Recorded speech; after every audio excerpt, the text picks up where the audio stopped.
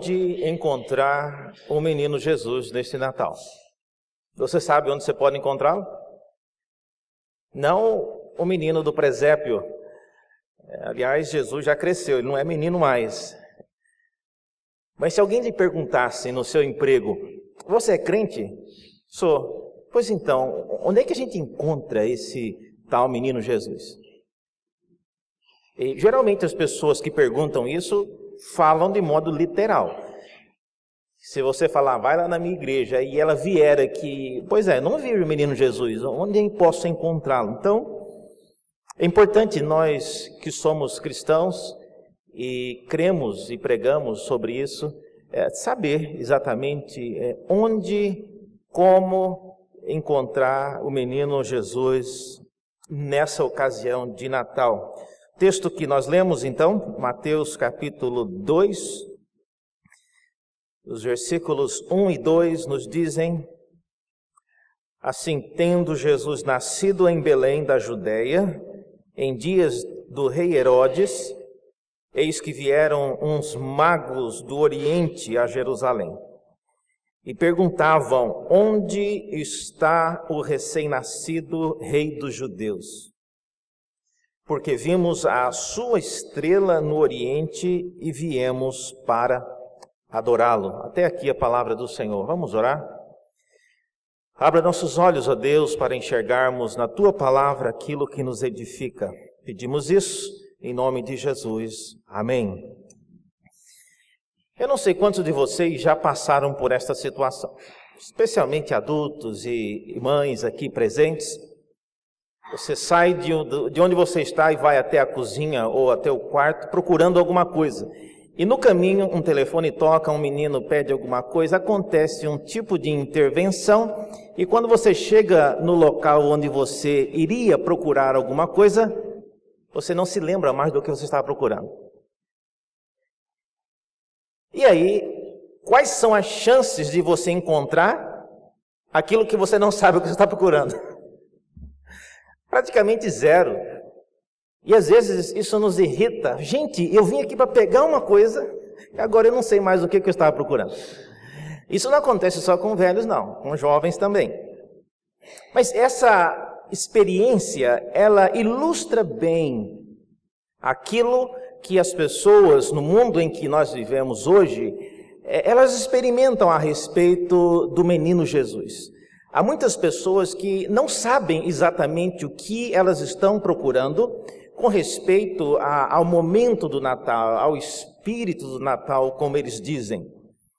Esse texto que nós lemos, ele mostra com clareza que esses chamados magos, eles tinham uma ideia muito clara do o que eles estavam procurando. Eles sabiam de maneira bem específica como encontrar o que eles estavam procurando. E, finalmente, eles sabiam o que fazer com aquilo que eles estavam procurando, assim que eles encontrassem. Eu queria, então, nesta manhã, falar sobre essas três coisas. O que exatamente nós estamos procurando, ou as pessoas deveriam procurar nesse Natal? Como nós podemos encontrar isso que nós estamos procurando?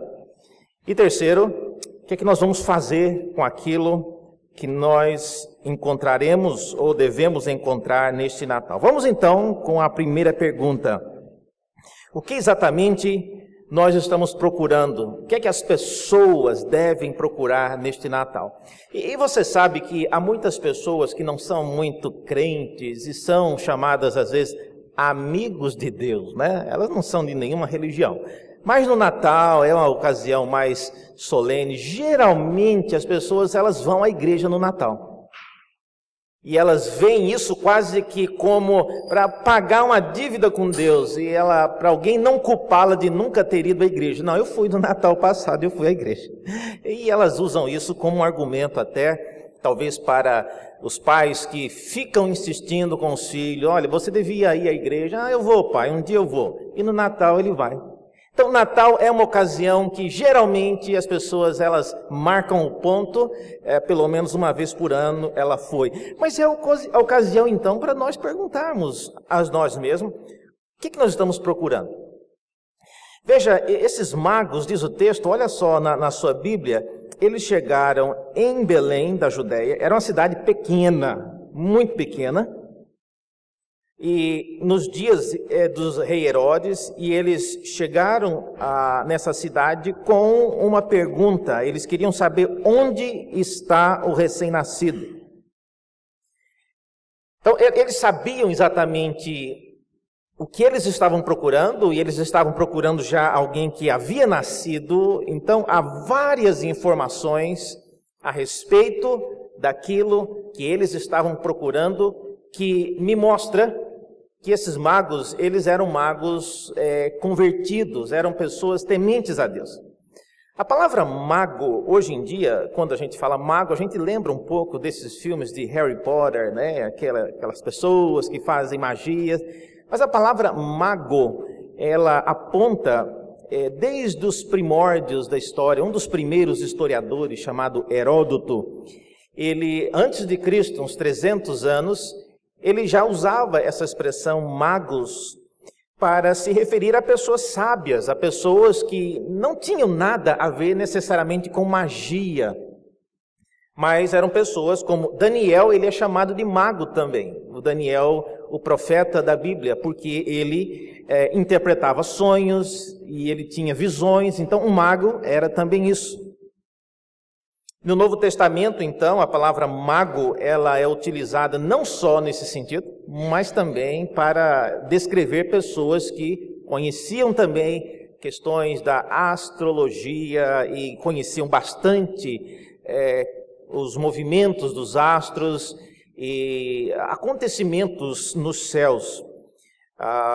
Mas a maneira como o texto apresenta, como eu disse aqui, esses magos não eram apenas pessoas envolvidas com horóscopo e nada disso. Eles tinham uma pergunta específica e isso mostrava que eles eram pessoas que conheciam a história de Jesus. Então, a primeira pergunta é: o que nós procuramos neste Natal depende da informação que as pessoas têm a respeito de Jesus. Então, a informação é tudo. A informação, ela é importante para definir o que exatamente você está procurando. Eu detesto entrar numa loja, às vezes, que eu quero procurar um presente para alguém. E aí vem a atendente e diz: eu posso ajudá-lo? O que o senhor está procurando? Olha, eu não sei o que eu estou procurando. Então, se nem eu sei o que eu estou procurando, não tem como você me ajudar. Muitas pessoas que estão nas igrejas hoje, elas não sabem exatamente o que elas estão procurando. E isso define bastante a expectativa daquilo que você tem, se você vai ou não gostar da igreja, se você vai ou não ficar na igreja. Depende, irmãos, de você definir o que exatamente você está procurando ali, naquele local. E esses magos, eles nos dão uma excelente ideia disso. Eram pessoas que vieram de longe, mais ou menos uns 1.600 quilômetros eles viajaram. E eles chegaram, diz o texto, eles chegaram em Jerusalém e depois foram conduzidos para uma cidade ainda menor, que era Belém, próxima de Jerusalém, e procurando algo específico. Eles procuravam onde havia nascido, onde estava o rei dos judeus que havia nascido. Então, a primeira coisa que nós precisamos fazer, então, é procurar informação na palavra de Deus, o que realmente nós podemos e devemos buscar nesse Natal. E a pessoa de Cristo, conforme o texto mostra aqui, que esses magos procuravam, era o evento quando ele nasceu. E hoje?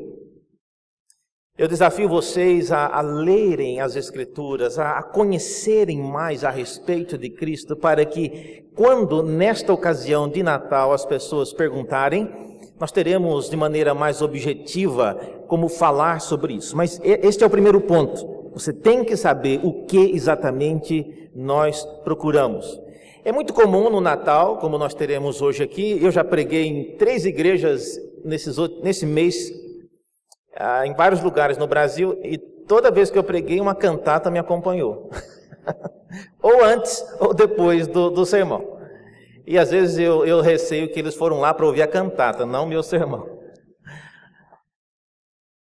Muitas pessoas vão à igreja exatamente para isso do Natal. Porque elas querem ouvir uma cantata. É somente na igreja que se cantam esses hinos de Natal de maneira tão bonita. Mas se é esse o motivo, então que seja esse seja isso uma isca para atrair o povo para ouvir muito mais do que isso. Mas quem busca alguma coisa tem em mente algo específico. E a minha pergunta é: o que é que as pessoas estão procurando quando elas vão à igreja? Segunda coisa, os magos também nos mostram de maneira fabulosa o modo como eles acharam aquilo que eles estavam procurando. Veja, no versículo 2 é dito que eles perguntavam pelo recém-nascido rei dos judeus, porque eles haviam visto a sua estrela. Sublinhe essa palavra sua, se a Bíblia for sua, né? Se você tiver uma caneta aí. Porque não era qualquer estrela, era a estrela que eles entendiam ser a estrela de Jesus. Vocês que mexem já e usam muito um GPS ou o Waze, quando você tem um endereço que é recorrente, geralmente esse GPS ou Waze, ele te dá a possibilidade de você salvar aquele endereço na lista dos favoritos. E quando você coloca o endereço no seu GPS na lista dos favoritos, aparece uma estrela, não aparece? Uma estrela que marca aquele endereço, é um endereço favorito. Qual seria a estrela que hoje nós poderíamos usar para apontar para Cristo? Como é que esses magos eles fizeram essa associação a respeito da estrela? Olha, irmãos, a ideia da estrela no Antigo Testamento e no Novo Testamento já era uma ideia bem conhecida. Zacarias, o pai de João Batista, quando foi receber Jesus lá no templo e orou por ele, em Lucas, no capítulo 1, depois vocês podem ler isso, lá no versículo 76 e 79, ele falou várias coisas bonitas, mas uma das coisas que ele falou, Zacarias, ele menciona isso. Ele chama Jesus do sol nascente das alturas. De onde que ele tirou isso? A ideia de Jesus ser o sol nascente das alturas era já algo conhecido. O Apocalipse de João, por exemplo, essa passagem eu gostaria que você abrisse, por favor. Apocalipse 22, na visão de João, o próprio Jesus, ele já apresenta a si mesmo nesses termos. Veja lá, esse é um texto bom de você guardar, sublinhado, para conversar com alguém que não é crente. Apocalipse de João, no capítulo 22, no versículo 16, olha só a linguagem que João usa. E João está na visão, vendo o próprio Senhor Jesus falando, e ele diz, Apocalipse 22, 16, eu, Jesus, enviei o meu anjo para vos testificar estas coisas às igrejas. Eu sou a raiz e a geração de Davi. E aí vem a expressão novamente, a brilhante estrela da manhã. É o próprio Jesus quem está falando isso na visão de João. Então, não é por acaso que esses magos, eles inventaram essa história de que tem uma estrela de Jesus. Não, havia sim essa compreensão, havia esta teoria que foi plantada pelas próprias Escrituras no Antigo Testamento. Desde os dias, é interessante que nos dias lá, quando o povo de Israel estava saindo do Egito, e um rei chamado Balaque, ele ficou com medo dos israelitas que estavam vindo em direção à terra prometida, e esse rei chamado Balaque, ele contratou um mágico para amaldiçoar o povo de Deus, para que eles não chegassem perto do território de Moabe. E o mago que foi contratado é ninguém menos que o chamado Balaão. Isso está escrito lá em Números 22 a 24, depois vocês podem ler isso. Mas Balaão, quando amaldiçoava, os irmãos devem conhecer a história, ele foi contratado para amaldiçoar. E a hora que ele chegava lá, na hora da maldição, acontecia um curto-circuito na sua mente e ele, em vez de amaldiçoar, ele abençoava. E aí imagina a pessoa que estava pagando. Meu amigo, eu paguei você para amaldiçoar, isso aí não soa como uma maldição, está parecendo mais uma bênção. Não, desculpa aí. A segunda vez, novamente, ele preparou, tomou um fôlego e na hora H de amaldiçoar, novamente, ele a abençoou. E a pessoa fala, rapaz, mas a segunda vez, não, desculpa aí, mas e na terceira vez, Balaão não só ele a abençoou pela terceira vez, e ele menciona também, em Números 24, 17, que uma estrela, ela procederá de Jacó. Então veja, a ideia de Jesus ser anunciado por uma estrela não é algo novo, não é algo que os magos inventaram, mas era alguma coisa que já havia, desde muito tempo, sido plantada na história do povo de Israel. A pergunta que não quer calar é a seguinte, reverendo, mas exatamente o que foi essa estrela? Os irmãos sabem que uma estrela é algo grandioso. O Sol, por exemplo, é uma estrela. E às vezes nos nossos desenhos de presépio nós colocamos a estrela geralmente na cumieira da casa, lá em cima. Se a gente puxasse uma estrela para perto de uma casa, não sobrava só a casa, não. O planeta inteiro teria sido afetado. Mas o que é então que eles viram? Há pelo menos 3 possibilidades aqui. Nós não sabemos exatamente o que aconteceu, mas 3 possibilidades, geralmente os estudiosos, eles mencionam. A primeira delas é que teria acontecido o que eles chamam de o alinhamento dos planetas. E esse alinhamento dos planetas teria acontecido e, conforme a história e a astronomia mostra, Júpiter e Saturno, eles se alinharam 3 vezes no ano 7º antes de Cristo. Poderia ter causado algum efeito luminoso muito grande, mas a gente não sabe se é exatamente isso que os magos estavam referindo. Eles falam que eles viram a sua estrela. Segunda possibilidade, além do alinhamento desses planetas, é a possibilidade de ter acontecido o que eles chamam do fenômeno da supernova. A supernova é a explosão de uma estrela ou a morte de uma estrela. E quando isso acontece, o brilho gerado pela explosão de uma estrela, dizem os entendidos, é milhares de vezes mais forte do que o brilho do Sol. Só que essa explosão teria acontecido bem antes, e a luz ela viaja até chegar na cidade de Belém, ou na região da Palestina, no momento exato que coincidisse com a morte de Cristo.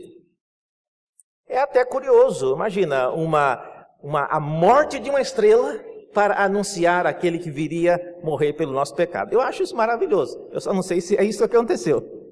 Mas eu gosto de pensar que pode ter sido isso. A última referência a uma explosão de uma estrela foi reportada em 1604. Depois disso, ou antes disso, não tem como provar e nem saber se alguma estrela, se algum fenômeno como esse chamado supernova aconteceu. É uma possibilidade. Uma terceira possibilidade é que tenha passado um cometa na face da Terra naquele período. Coincidentemente, nos relatos dos chineses na época de Cristo, eles relatam que no ano 5º antes de Cristo, eles observaram por um período de 7 dias um grande cometa que passou pela face da Terra nos seus dias. Teria sido isso a estrela que eles viram? Olha, o cometa é algo, como vocês sabem, é um fenômeno constante. Então, é possível sim você voltar atrás e ver que de fato passou um cometa, porque o cometa ele é regular. Pelo menos o cometa de Halley a gente já sabe a frequência que ele passa. Mas o que nós mais devemos nos alertar é exatamente isso. Como é que aqueles magos fizeram essa associação entre quaisquer que tenha sido o ocorrido com o nascimento de Cristo? Isso significa então que eles eram pessoas que observavam, estavam atentas às coisas que aconteciam no céu, mas eles também conheciam a Bíblia, conheciam os escritos sagrados. E é isso, irmãos e irmãs, que nós devemos fazer. Devemos estar atentos às coisas que acontecem em nosso mundo, mas é o nosso conhecimento das Escrituras que irá fazer esse link entre as coisas que estão acontecendo e aquilo que elas significam para a nossa vida hoje. Tem muita coisa acontecendo nesse mundo que a gente fica pensando o que é que isso quer nos ensinar. Eu estava ouvindo a respeito daquela terrível tragédia na cidade de Alepo, e eu estava ouvindo na rádio, na BBC de Londres, mães pedindo para o governo para deixar matar os seus próprios filhos, porque eles não queriam deixar os filhos sair naquele comboio de ônibus, porque sabiam que seriam violentados, seriam mortos e várias atrocidades certamente aconteciam. E a cidade está sendo varrida, do mapa por causa de questões políticas e de guerra. Agora, imagine, irmãos, a situação de uma mãe precisar pedir isso e ter o interesse de fazer isso por amor dos seus filhos. O que é que isso quer dizer? O que é que isso nos ensina hoje? Às vezes, quando você observa atores e pessoas famosas dando entrevistas, o que eles falam são coisas tão vagas. Eles querem apenas a paz mundial, que as pessoas amem mais e que recebam um bom fluido nesse Natal. São coisas extremamente vagas. Nós, cristãos, precisamos, à semelhança do que esses magos fizeram, conhecer aquilo que está acontecendo nos céus, mas ter uma referência nas Escrituras. E é esse link que às vezes nos faz pessoas dispersas e sem objetividade. E por último, depois de saber o que encontrar no Natal, depois de saber como encontrar o que você já sabe, que você está procurando, em terceiro lugar, você precisa saber também o que você vai fazer com isso. Depois que você encontrar o que você está procurando. Esses magos, vejam só, eles disseram lá que eles vieram procurando Jesus que tinha nascido e eles vieram para adorá-lo. Então, eles já sabiam exatamente o que eles iriam fazer. Tanto sabiam que já vieram com os presentes, já vieram com tudo já preparado. A ideia deles virem adorar é uma ideia que também mostra que eles eram pessoas tementes a Deus. Salmo 72 já havia mencionado, entre outras coisas, que os reis viriam de terras longínquas para pagar tributos e eles também se prostrariam diante de Jesus. Então, é uma ideia conhecida. O fato, então, deles terem vindo de outros povos, do estrangeiro, mostra já o impacto que a história e que o Evangelho já havia conquistado em regiões fora do povo de Deus.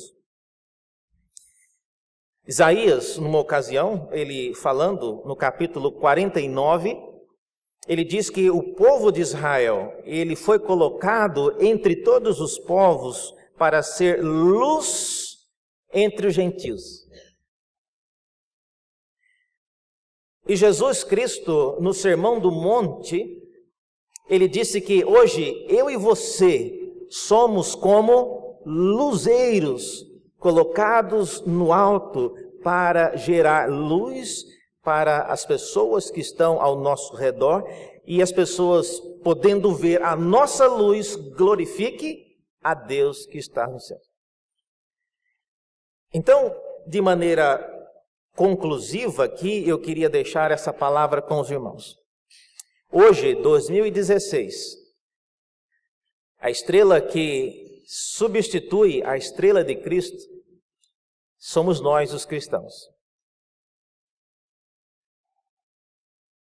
São as pessoas da igreja que atraem ou afastam um não crente daquela igreja. Começando dos pastores. Quando eu falo pessoa, eu não falo só dos crentes, os membros, mas os pastores também. Às vezes é a própria personalidade, a prática dos pastores que levam a pessoa a dizer: eu não quero nunca pisar na igreja como aquela. Eu estava uma ocasião no transporte coletivo em São Paulo e vinha duas senhoras conversando. Não importa a igreja que elas eram. E as duas senhoras, elas vinham malhando, descriticando severamente a igreja, o pastor, e falando isso é um absurdo, e conversando relativamente alto. Quem estava do lado podia ouvir. E eu fiquei incomodado com aquilo, porque era um péssimo testemunho para quem não era cristão ver duas pessoas crentes falando e contando escalabros do que o pastor fazia e coisas que aconteciam na igreja. E elas vinham falando. Quando chegou no momento de eu descer, eu perguntei para elas: olha, de qual igreja que vocês são? Elas assustaram. Antes dela responder, eu também não queria saber. Olha, eu só estou perguntando porque eu não quero jamais pisar numa igreja como essa. Uma igreja que o pastor faz isso e que os membros falam dessa maneira, eu quero a distância. Meus irmãos, lembremos-nos disso. Eu e você, todos nós somos a estrela do Natal hoje. Quem não é crente está olhando para nós. Eles não veem o que está acontecendo aqui dentro, eles não veem presépio, eles olham para nós. Nós somos a estrela que tanto afasta os não crentes de Cristo ou aproximam de Cristo. Que tipo de estrela você tem sido? Vamos orar? Ó Deus, muito obrigado pela Tua palavra. Pedimos que o Senhor, que bem nos conhece, possa aplicá-la em nossas vidas. Oramos assim, em nome de Jesus. Amém.